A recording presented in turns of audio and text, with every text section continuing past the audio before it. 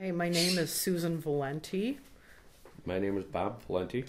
The name of the business, Partying Parrots and Pals.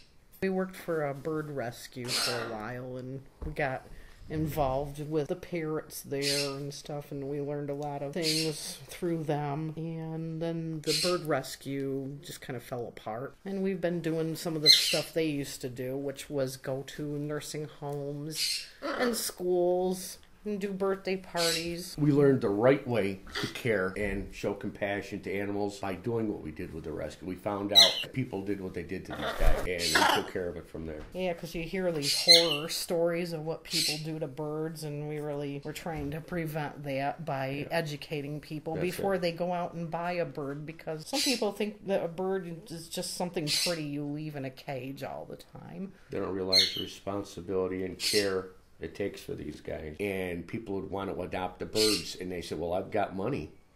And Sue and I'd say, we don't care how much money you've got. It's like foster care.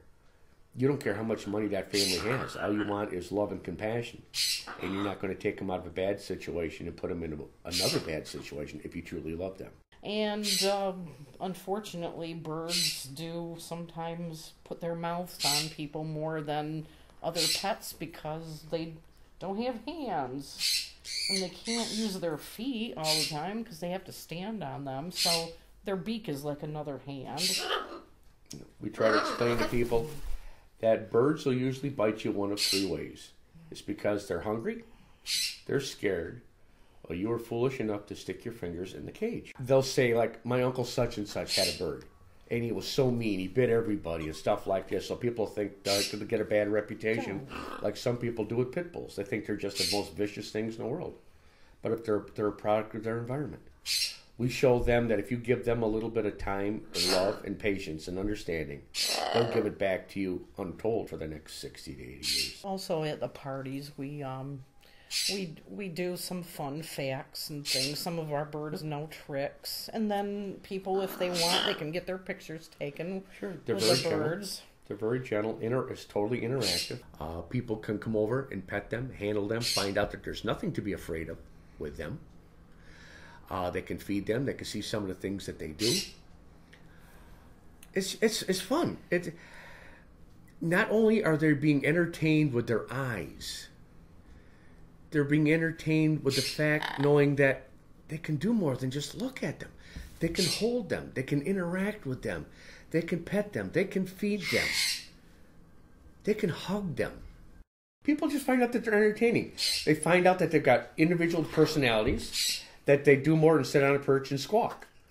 They talk, they play, they roll around. They just some of the amazing things, like hang them upside down, balance them on your nose. They just love doing this stuff. When they talk, people think they have vocal cords like we do. They don't have vocal cords. They manipulate their esophagus when they expel air. But how somebody could, honest to goodness, look at one of these guys and having them show affection like the bird can, and then take a man-made phrase, I love you, and to take that and have them assimilate I love you with a bird snuggle or bird cuddle, or how they would be showing affection. They know it's affection. And you know it's affection, babe, what you're saying in the words. And they're cognitive, and they put them together. And how could you be mean to something that looks you right in the face and say, I love you? You can't. People do. But that's why we're here to educate. It's what your love is. It's work. It's work, but it's a labor of love. It's an absolute labor of love.